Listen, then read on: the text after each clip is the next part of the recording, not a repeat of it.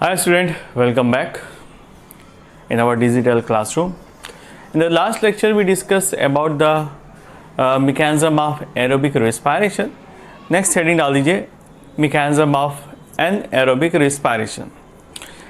जैसा कि हम लोगों ने समझा कि anaerobic respiration में ऑक्सीजन की रिक्वायरमेंट नहीं होती, तो अगर anaerobic respiration को डिवाइड किया जाए तो इसमें दो स्टेप पाए जाते हैं. कौन कौन से? पहला है ग्लाइकोलिसिस, जो कि दोनों ही पाथवे में कॉमन होता है, और दूसरा होता है anaerobic breakdown of pyruvic acid.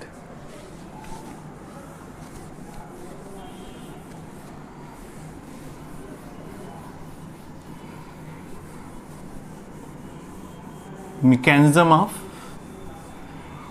Anaerobic respiration.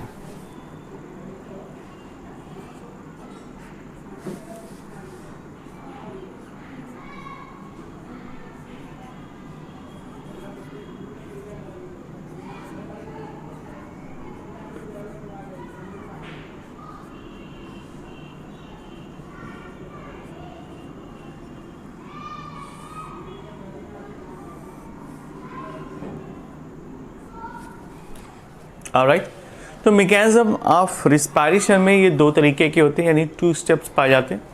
First is glycolysis and second is anaerobic glycolysis.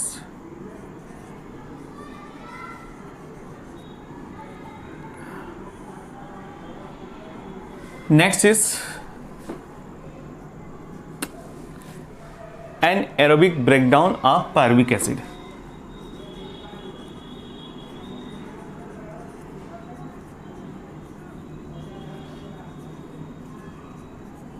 Breakdown of pyruvic acid. Now in the case of glycolysis, it is similar as the glycolysis of aerobic respiration, except absence of 2NADH+. NADH+ के अलावा बाकी जितने भी glycolysis की process है वो similar होती है एरोबिक रिस्पायरेशन में पाई जाने वाली ग्लाइकोलिसिस से. ठीक है, लिख लीजिए, it is similar to the glycolysis of aerobic respiration.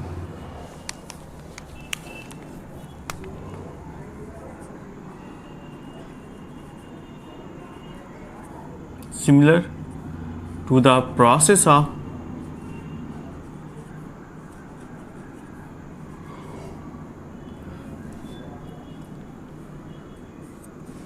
glycolysis in the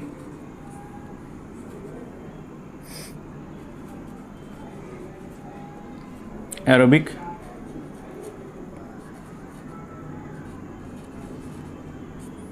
respiration. Similar process. In the case of anaerobic breakdown of pyruvic acid,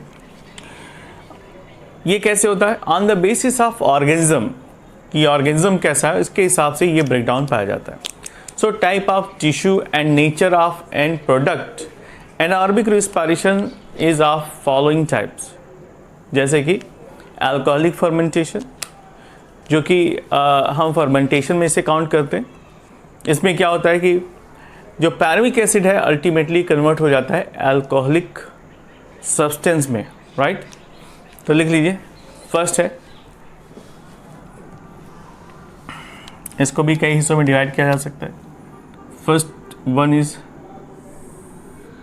alcoholic fermentation.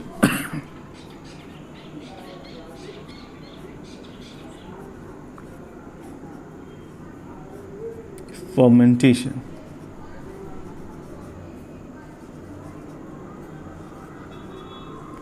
So in this process what will happen? In this process the pyruvic acid convert into the alcohol and it is a two-step process. ठीक है, तो यहाँ पर लिखते हैं process. First पहले pyruvic acid का formula लिखते हैं, 2CH2COOH COOH, राइट। इसका डीकार्बोक्सिलेशन होता है एंड ये कन्वर्ट हो जाता है एसिटल्डिहाइड में।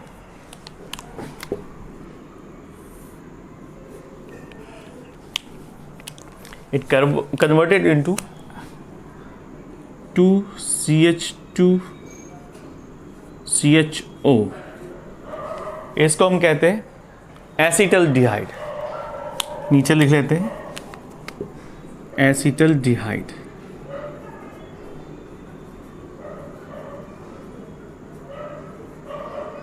Okay, plus 2 molecule carbon dioxide के यहाँ निकलते हैं 2CO2। This is the first process in which the pyruvic acid converted into the acetaldehyde. That is the formula pyruvic acid. Pyruvic acid CH3COCOOH. All right. So the pyruvic acid converted into the acetaldehyde in the presence of decarboxylase enzyme. Decarboxylase enzyme. Okay, clear? Now this acetaldehyde further converted into the ethyl alcohol. कैसे देखते हैं? 2CH3CHO acetaldehyde, NADH, NAD, H plus H plus H plus 2 molecules. ये जब react करते हैं तो बनाते हैं ethyl alcohol. It converted into finally ethyl alcohol C2H5OH.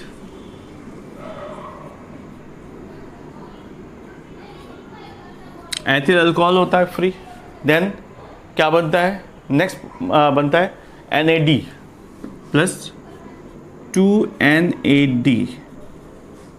Alright, that is the end product जिसको हम अल्कोहल कहते हैं. और यहाँ पर जो एंजाइम इस्तेमाल होता है उसका नाम है डिहाइड्रोजिनेज. Dehydrogenase dehydrogenase.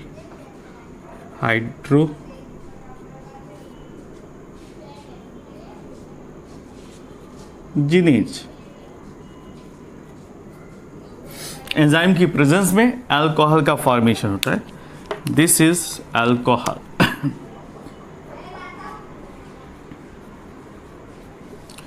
तो ये फर्स्ट प्रोसेस है एनारबिक रिस्पायरेशन की, जिसमें पायरुविक एसिड कन्वर्ट होता है अल्कोहल में.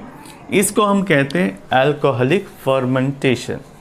सो this reaction takes place in bacteria, fungi and other higher plants. ये कहाँ पर किस में पाई जाती है? It occurs in bacteria, higher plants and fungus. Bacteria, fungus and higher plants, वहाँ पर ये रिएक्शन देखने को मिलती है. एनारबिक ब्रेकडाउन में दूसरा नंबर आता है लैक्टिक एसिड फर्मेंटेशन का. तो सेकेंड हेडिंग डाल दीजिए, lactic acid fermentation. Okay, lactic acid fermentation.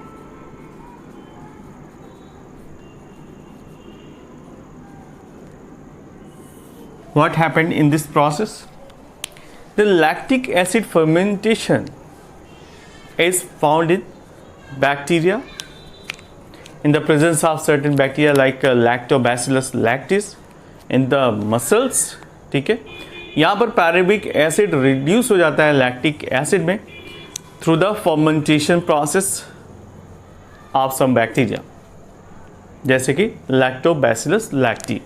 ये बैक्टीरिया की वजह से भी वो लैक्टिक एसिड में कन्वर्ट हो जाता है। फार्मूला है 2CH3COCOOH, ये हो गया pyruvic acid, plus 2NADH plus, जब आपस में रिएक्ट करते हैं तो क्या बनता है, लैक्टिक एसिड का फॉर्मेशन होता है। ये देखिए, in the presence of enzyme dehydrogenase,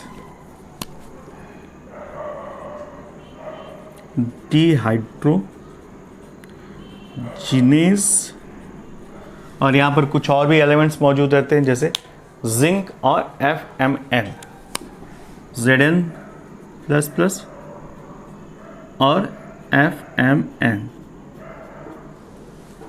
okay, इसके बाद फॉर्मेशन होता है लैक्टिक एसिड, जिसका फार्मूला है CH3CHOOH तो लिख लीजिए 2 molecule of lactic acid CH3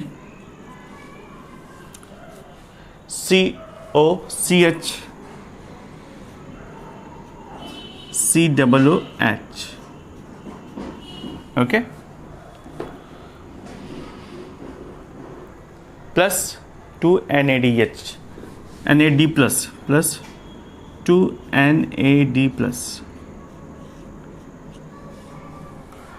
this is the process by which lactic acid is form. ये है lactic acid.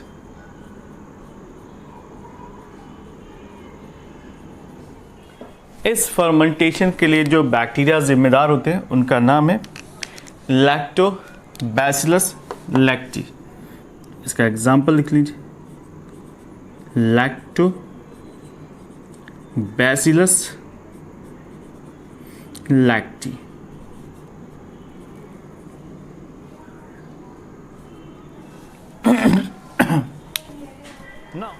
So in this way anaerobic जो रिस्पायरेशन है उसको फर्दर 2 हिस्सों में हम डिवाइड कर सकते हैं, यानी जो फर्मेंटेशन है इसको हम 2 हिस्सों में डिवाइड कर सकते हैं। फर्स्ट, अगर सिर्फ और सिर्फ एक ही ऑर्गेनिक प्रोडक्ट प्रोड्यूस होता है ड्यूरिंग द फर्मेंटेशन प्रोसेस, जिसे हम कहते हैं homo fermentation. That means when one organic molecule is produced during the process of fermentation is known as homo fermentation.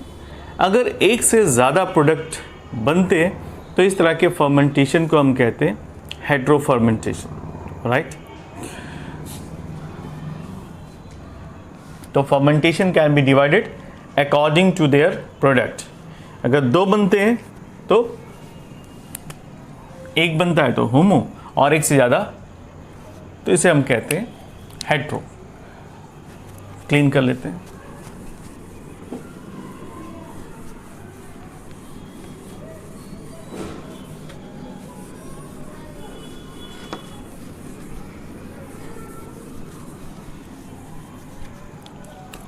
Fermentation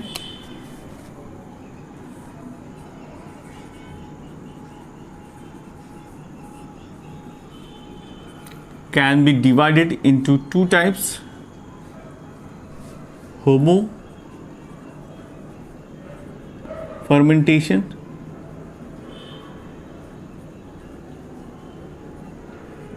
and hetero fermentation.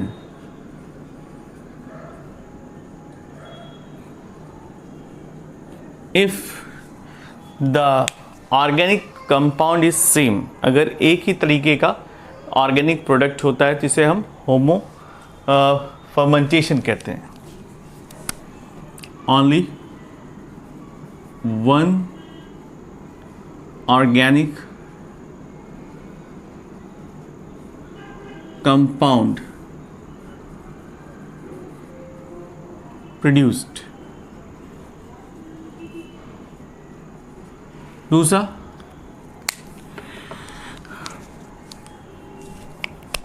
Hetero fermentation, if more than one organic compound produced. All right, so this is all about the fermentation process. Now what is the similarity between the fermentation and anaerobic respiration? क्या similarity पाई जाती है? So let's see the similarities of fermentation and anaerobic respiration. Heading डाल देते हैं.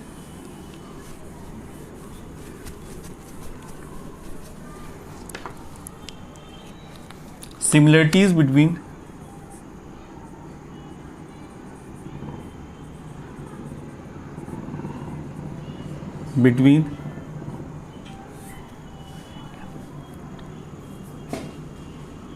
anaerobic respiration and fermentation.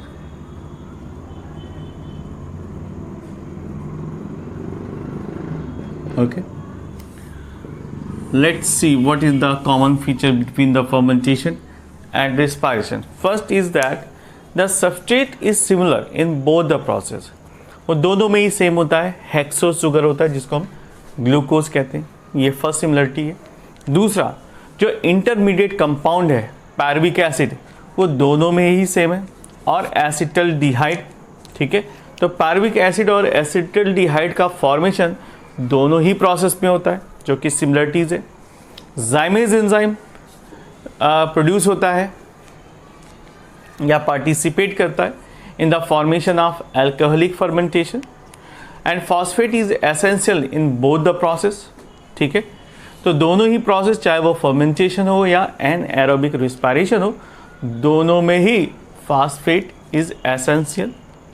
Carbon dioxide is release in both the process, चाहे वो अल्कैलिक हो, चाहे वो ब्यूटारिक एसिड फॉर्मेशन हो या फिर एसिटिक एसिड का फर्मेंटेशन हो. इन सभी में कॉमन क्या है? कार्बन डाइऑक्साइड का रिलीज होना. Okay, so as you see the similarity between the anaerobic respiration and fermentation. Next heading डाल दीजिए रेस्पिरेटरी कोशेंट, जिसको हम RQ वैल्यू के नाम से भी जानते हैं.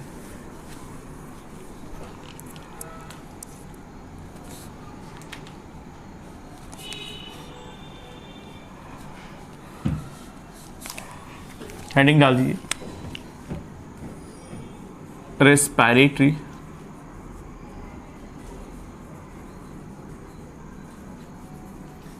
कोशेंट.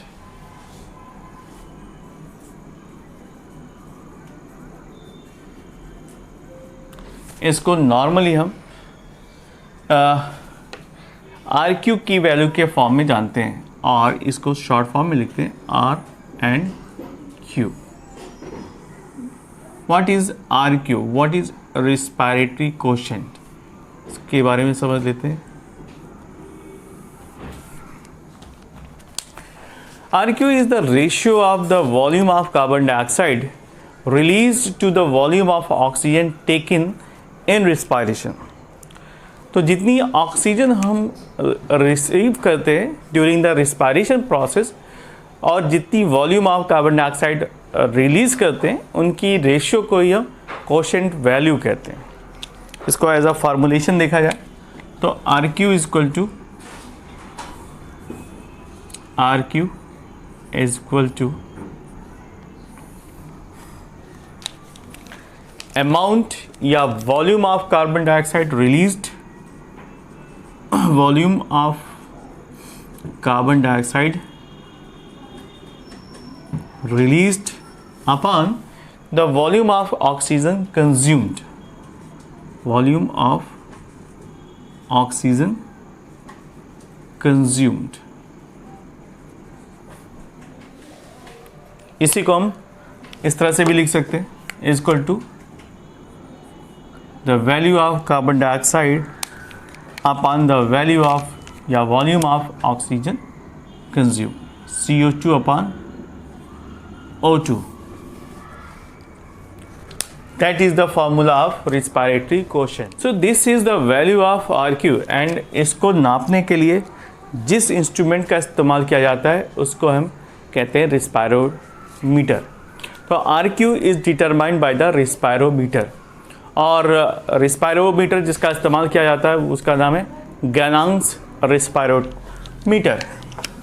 लिख लीजिए, गैनांग से पूछा भी गया, गैनांग्स रिस्पायरोमीटर.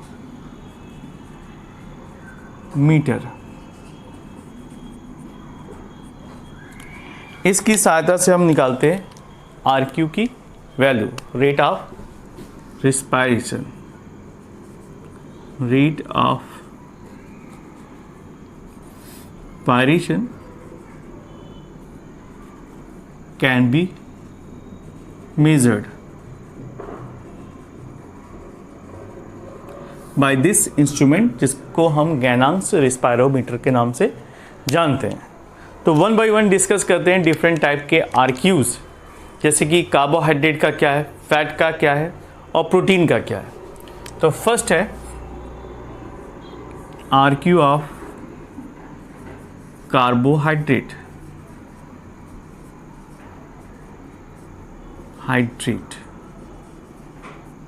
ऑलराइट, काफ़ी इंपॉर्टेंट है. RQ डायरेक्टली पूछा जाता है. तो अगर हम कार्बोहाइड्रेट का निकालना चाहते हैं तो सिंपल फार्मूला लिखना है. ग्लूकोज से जब ऑक्सीडेशन प्रोसेस होती है तो कितने अमाउंट में कार्बन डाइऑक्साइड रिलीज होते हैं, तो कार्बन डाइऑक्साइड लिखना है ऊपर और उसके नीचे ऑक्सीजन लिखना है. तो इससे आपको RQ की वैल्यू मिल जाएगी. बहुत ही सिंपल तरीका है. इस तरह से लिखिए, फार्मूला तो आपको पता ही है, C6H12O6 H12O6 प्लस कितने ऑक्सीजन लगे, यहाँ पर 6 ऑक्सीजन कंज्यूम होता है प्रोसेस में. फॉर्मेशन कितना होता है, 6 carbon dioxide plus 6 water plus 686 kilo calorie जितनी एनर्जी रिलीज होती है. That is the process of oxidation of glucose molecule. ठीक है, ये तो हम सभी को पता है. अब इसको हम फॉर्मुलेशन में लिखते हैं. RQ का फॉर्मूला क्या है, RQ is equal to the amount of carbon dioxide release. तो यहाँ पर रिलीज्ड कितना है, that is the value 6 molecule of carbon dioxide. लिख लेते हैं 6. CO2 लिख भी सकते हैं और नहीं भी लिख सकते हैं, लेकिन यहाँ पर लिख लेते हैं 6 कार्बन डाइऑक्साइड और कितने ऑक्सीजन का इनटेक हुआ, 6 oxygen. Now look at the value of carbohydrate. जो कार्बोहाइड्रेट की वैल्यू है वो आती है यूनिट, यानी यूनिटी. क्लियर. तो कार्बोहाइड्रेट का जो रिस्पायरेटरी सबस्ट्रेट है वो पूरी तरह से ऑक्सीडाइज हो जाता है. तो जितने अमाउंट में कार्बन डाइऑक्साइड रिलीज होती है उतनी ही अमाउंट में ऑक्सीजन इनटेक होती है. तो टोटल वैल्यू कितनी आती है, 1. इसको हम यूनिटी कहते हैं. Now look at the RQ of fat.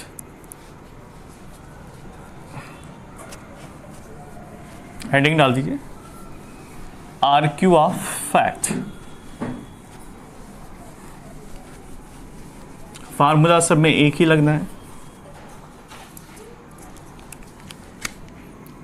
RQ of fat. Okay, next. So in this case, when fats are respiratory substrate, the value of RQ become less than 1. क्यों? क्योंकि जब फैट का ऑक्सीजनेशन होता है यानी oxidation process होता है तो वहाँ पर नंबर ऑफ जो ऑक्सीजन है वो ज़्यादा लगती है और जो कार्बन डाइऑक्साइड रिलीज होती है उसकी क्वांटिटी कम पाई जाती है. क्यों? Because of poorer in oxygen. Fat में ऑक्सीजन की वैल्यू कम पाई जाती है. RQ ऑफ फैट फार्मूला लिखते हैं, ट्राई पामेटिन का, सी बिग कंपाउंड, इसमें कंपाउंड पाए जाते हैं C51, H 98 एंड O6। तो आपको पता चल गई होगी ऑक्सीजन इसमें कम पाया जाता है फैटी सब्सटेंस में, इसीलिए इसकी RQ की वैल्यू लेस पाई जाती है, +14 ऑक्सीजन। ऑलराइट, इस फैट का नाम क्या है? इसका नाम है ट्राइपामेटिन।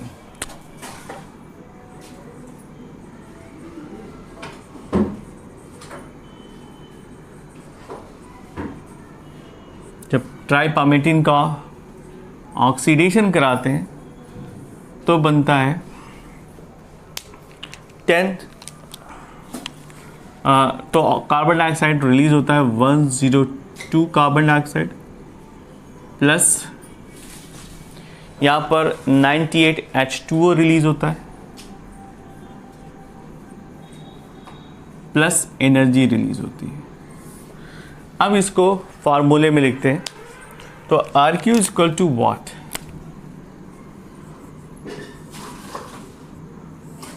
नंबर ऑफ कार्बन डाइऑक्साइड कितना है? 102, और कितना ऑक्सीजन इनटेक किया है? 14। इसकी वैल्यू कितनी होगी? Less than 1।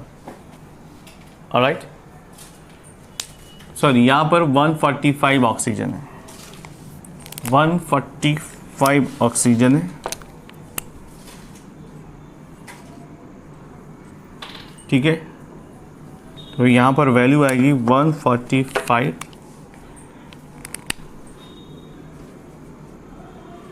तो इसकी वैल्यू आएगी 0.7।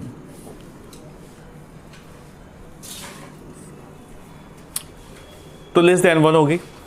और ऐसा कोई सा भी एग्जांपल ले लें, जैसे ट्रायोलिन है, ये भी एक तरह का फैटी सब्सटेंस है। नेक्स्ट ले लेते हैं दूसरा एग्जांपल, C57, H की वैल्यू है यहाँ पर 104, प्लस अच्छा ऑक्सीजन बहुत ही लेस अमाउंट में, यहाँ पर भी O6 है। अगर ये रिएक्शन होती है,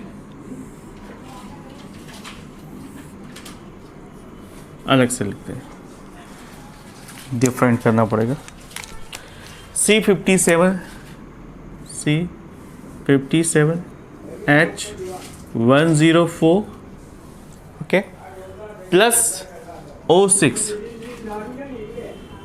और it react with 80 oxygen, 80 oxygen की रिक्वायरमेंट होती है। नाउ इट कन्वर्टेड इनटू, जो प्रोडक्ट बनता है 57 carbon dioxide and 52 H2O।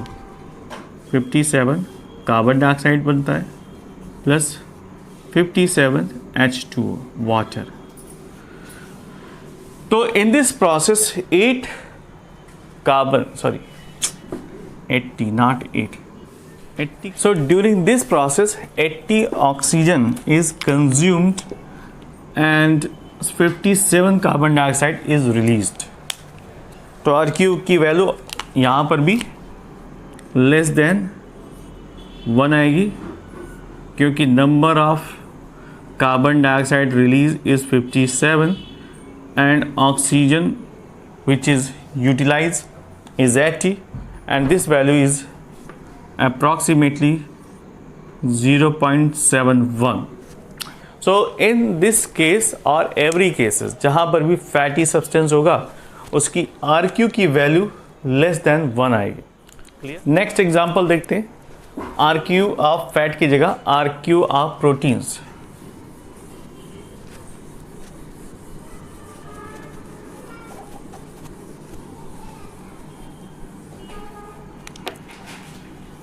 Proteins,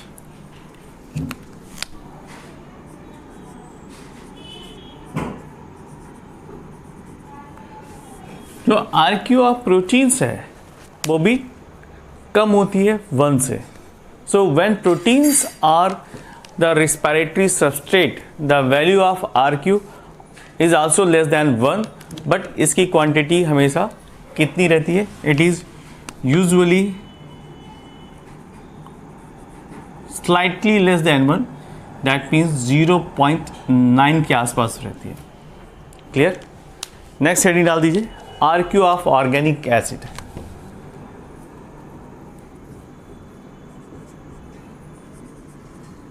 RQ of organic acid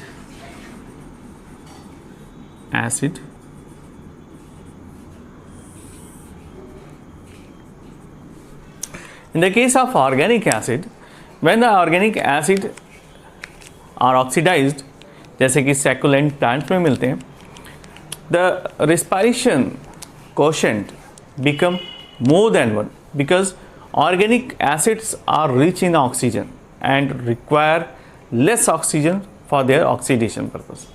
तो यहाँ पर ऑक्सीजन की वैल्यू ऑलरेडी ज़्यादा होती है, इसलिए लेस ऑक्सीजन की रिक्वायरमेंट होती है और ज़्यादा कार्बन डाइऑक्साइड रिलीज होती है। ठीक है, इसलिए इसमें RQ की वैल्यू हमेशा 1 से ज़्यादा आती है। एक एग्जांपल से देखते हैं, ऑक्सैलिक एसिड, ये एक ऑर्गेनिक कंपाउंड है, इसका फार्मूला है COOH का होल ट्वाइस 2। ठीक है, ऑक्सीजन की बराबर वैल्यू है, प्लस ऑक्सीजन। अब जब इसका ऑक्सीडेशन करते हैं तो हमें मिलता है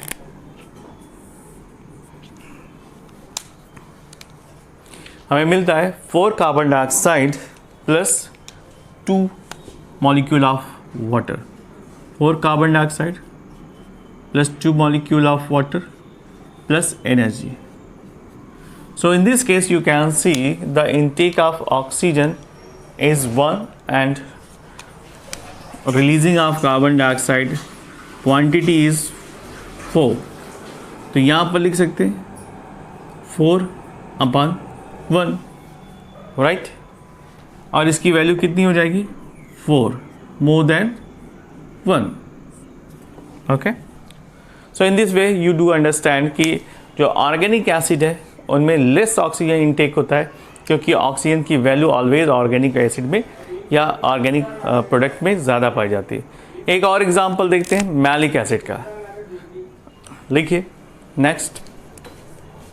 अभी एग्जांपल लेते हैं मैलिक एसिड का, फार्मूला है C4H6O5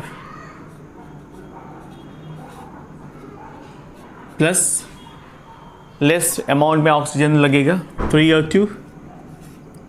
now look at the final product. Release होता है 4 molecule of carbon dioxide plus good amount of water plus energy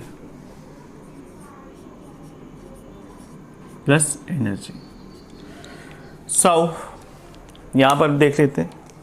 अच्छा, ये मैलिक एसिड है, मैलिक एसिड लिख लो, मैलिक एसिड ये एक तरह का ऑर्गेनिक एसिड है। तो RQ is equal to what? 4/3। 3 oxygen का इंटेक हुआ है और 4 कार्बन डाइऑक्साइड रिलीज हुआ है। तो 4/3 इसकी वैल्यू कितनी हो गई? More than 1। It is approximately 1.33। तो ये कंफर्म हो जाता है कि in the case of organic acid the RQ value is usually more than 1। Organic acid is usually more than 1।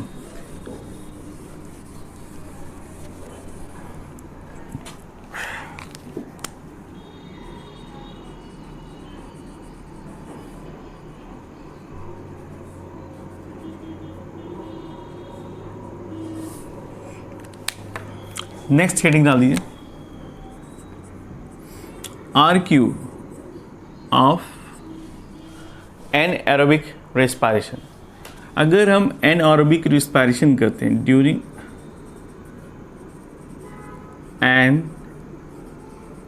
Anaerobic respiration,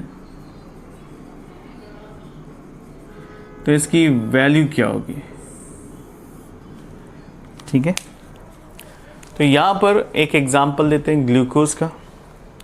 तो अगर ग्लूकोज का ऑक्सीडेशन होता है, सॉरी एनारोबिक में ऑक्सीजन यूज़ ही नहीं होती, तो यहाँ पर एनारोबिक रिस्पायरेशन है, तो that means there is no oxygen at all. तो सिंपल सी बात है, ऑक्सीजन का इनटेक नहीं हो रहा है, right. C6H12O6 glucose in the absence of oxygen it converted into what? Ethyl alcohol plus carbon dioxide plus energy, C2H5OH, ये अल्कोहल हो गया, प्लस क्या रिलीज होता है? तो molecule of carbon dioxide plus energy, जो काफ़ी लेस अमाउंट में होती है। तो यहाँ RQ का फार्मूला लिखे, sorry RQ is equal to, you can see here there is no oxygen at all, और यहाँ पर उल्टा कार्बन डाइऑक्साइड कितना है? 2 है, तो 2 upon nothing, ठीक है। That means the value become infinite is equal to infinity, इसको ऐसे लिखते हैं ना, इनफाइनाइट। क्लियर? तो यहाँ पर जो RQ की वैल्यू है इनफाइनाइट आ जाएगी। तो दीज आर सर्टेन RQs जो अलग अलग सबस्ट्रेट पर अलग अलग वैल्यू शो करते हैं। जिनमें ऑक्सीजन कंटेंट ज़्यादा होता है उसकी RQ वैल्यू 1 से ज़्यादा आती है, और जिसमें इक्वल होता है उसमें यूनिटी आती है, और जिसमें लेस होता है उसमें लेस दैन 1 पाई जाती है, और एनारोबिक रिस्पायरेशन में इनफाइनाइट होती है। ऑलराइट।